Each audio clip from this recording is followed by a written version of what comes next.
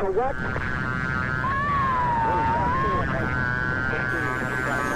Good kill, good kill.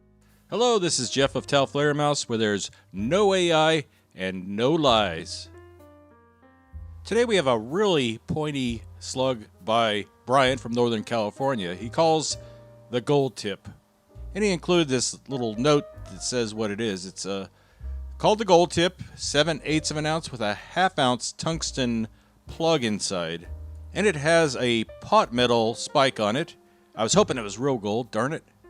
And then it is cast in an epoxy resin, and it has a steel base. The base is very important as it kind of keeps it from shattering when we shoot it. It works really well in his other slugs, and I hope it'll work on this one too. Now, the normal specs, I ask people to make their slugs, the outside diameter should be between 0.675 and 0.680. And I'm glad I checked this because it is a little bit undersized by a little more than 0.010 of an inch. And that's not a big deal. We can adjust for that. Now, using this rifle choke, to give you an idea how the fit is, I can just push that thing right through with just hand pressure. And that's just a little bit too loose. And we'll load up one just like that, and we'll see if it makes a difference or not. But the other ones, I'll give a couple wraps of this aluminum tape. 2 wraps equal about 0.010 of an inch. It's also very light, so it really doesn't affect the performance of the slug in any way by throwing off the balance or anything like that. And now we are in spec, measuring about 0.677. That will work. And when we verify it in our rifle choke, the first 1/2 inch or so is tapered, and then it just bottoms out, and this is what we call a sledgehammer fit. It is very tight, but that's what we need. Now, since the slug is under 1 ounce, I'll be using a powder called E3, and we'll be using 22 grains of that. On top of that, we have the X12X gas seal, a cork wad, and right inside the sabot is the gold tip slug. And with this load, we're hoping to drive this thing to around 1,600 feet per second. And today we have a special guest shooter, a homeless guy I found wandering around out there. Actually, that's me, and we're going to be doing this solo today. And I devised this contraption here so I can remote shoot the shotgun while I also operate the cameras. Now, I have not even tested this out. This is the first time I've ever used it, and we'll see how that works out. Hopefully it does, because when I get a sunny day out of the blue, after a week of rain, it'd be kind of nice to be able to just grab everything, go out and film without trying to organize a shoot with somebody else. And trust me, I've got a lot of slugs that people have sent in that I've got to catch up on, and they just keep coming in more and more. And I'm talking to you, Brian. He keeps sending so many slugs to me that I'm really backlogged now. So let's see if we can juggle cats today and make this setup work.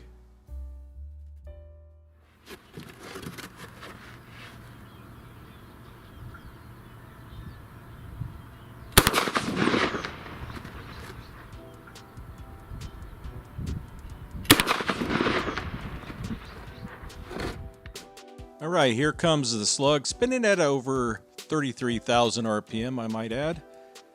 Very stable. It just shot a little bit high. And if you look closely, you can see the tungsten core actually penetrated the Kevlar vest that's underneath the shirt. Now, for our first shot ever using that shooting rest contraption, I'm pretty happy with the results. And, of course, really impressed with Brian's design. Let's check the vest and see if there's any pieces of the slug left. Now, if the camera guy was holding the camera right, you'd be able to see, there you kind of see it, the hole that's all the way through the vest and all the broken resin, which kind of amounts to a bunch of broken glass. Adjust the aim down a little bit. See if that'll help us with the, if it's shooting real high. Okay, here we go. Not bad. The lab radar is working great today. Thank you, lab radar. On our second shot, the Slug again is very stable in flight, and I just overcompensated, aimed a little too low on that one, but a hit's a hit. Look at the damage to the table. Now you know why the table gets so beat up from that hydrostatic shock.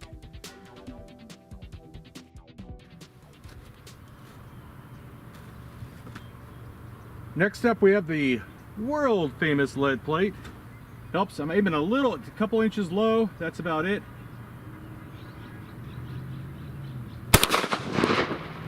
Looks like a hit.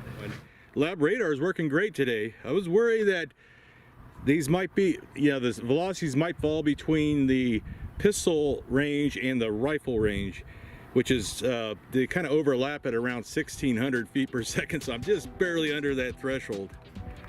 Now this shot I had a little bit of a wobble, but overall the accuracy is definitely improved over the first couple shots. And much to my surprise, I'm seeing debris coming out of the back of the plate, so we may have had penetration of something. Now that's something I did not expect, or did I expect that either? As you can see, it did penetrate. There's the backing plate there. It got wedged in there, but we had full penetration of something. That's fantastic. I did not see that one coming. Great job, Brian. Next up, we have a 1/4 inch thick stainless steel plate. Actually difficult for a lead slug to penetrate, and seeing how the last slug penetrated the lead plate, these may have a chance of doing that, especially at these high velocities.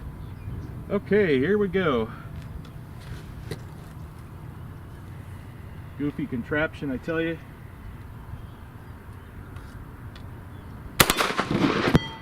It works though.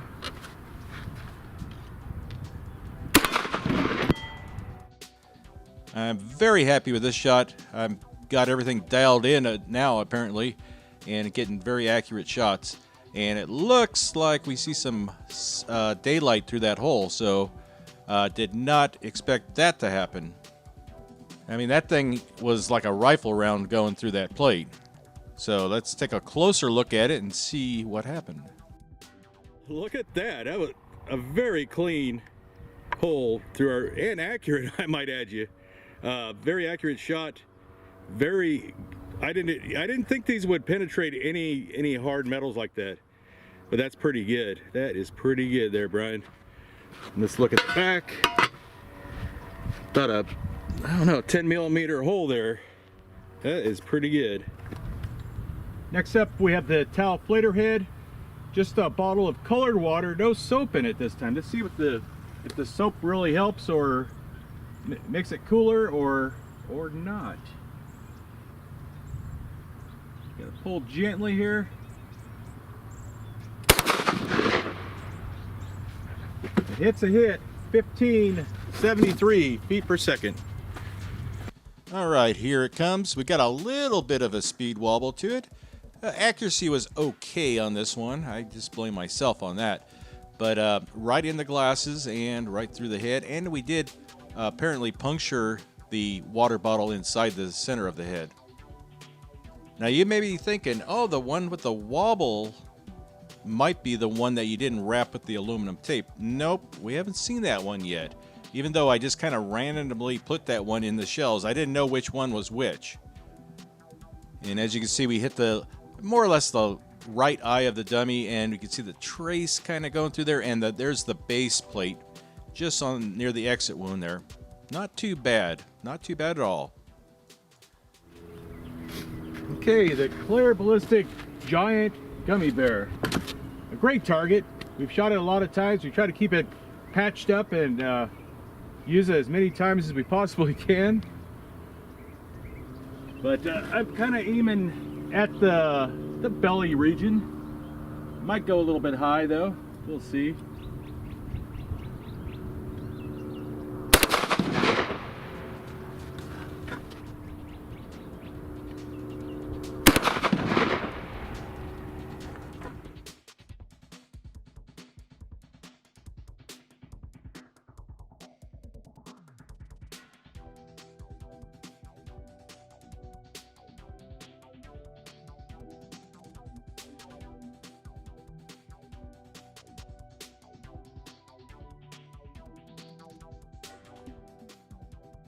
We have this Taofledersled target by Brian. It's a big piece of acrylic, I believe.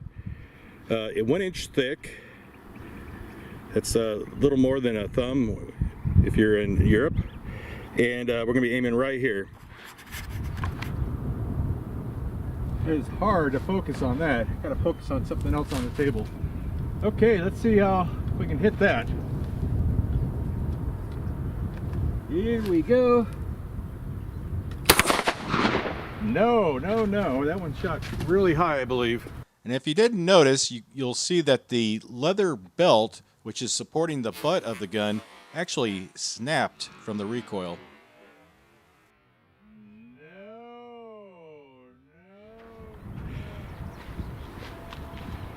Just to give you an idea how much recoil these have, this was a leather belt and it actually ripped the belt. That was to keep the gun from recoiling too far back. So apparently that cheapo belt ain't gonna cut it. Now, not only did we break our butt strap, this is the Slug that did not have the aluminum tape wrapped around it. As you can see, no stability at all, no spin. We did not pick up really any spin at all or enough to stabilize it. But this just proves that precision is absolutely needed to make these things work, and a little bit of slop just screws everything up. Okay, this is our last one. Let's hope we can hit the acrylic with it. The Taofledersled is broken technically from recoil. Okay, here we go. Ah, dang it.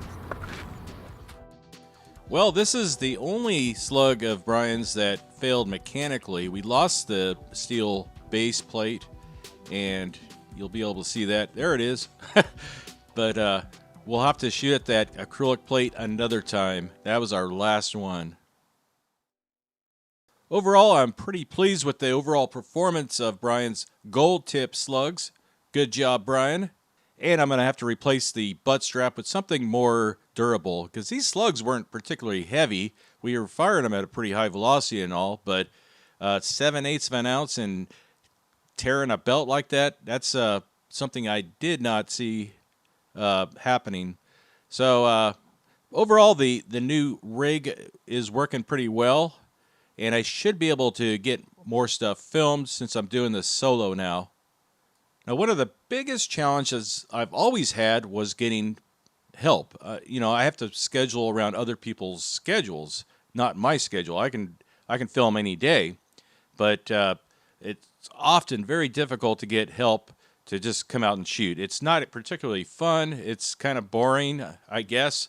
I enjoy it, but I think for a lot of people it's just kind of boring, and it's 2, 3, maybe sometimes 4 hours of work just to shoot like 10 slugs.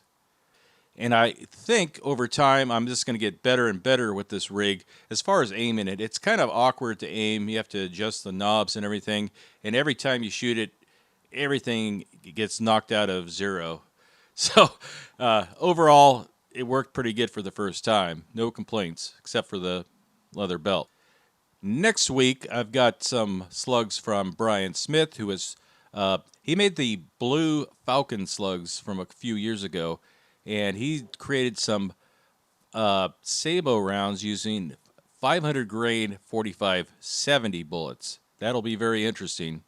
And those, we may see some failures on those, but we'll see. Anyway, I hope you enjoyed the video. We will see you next time.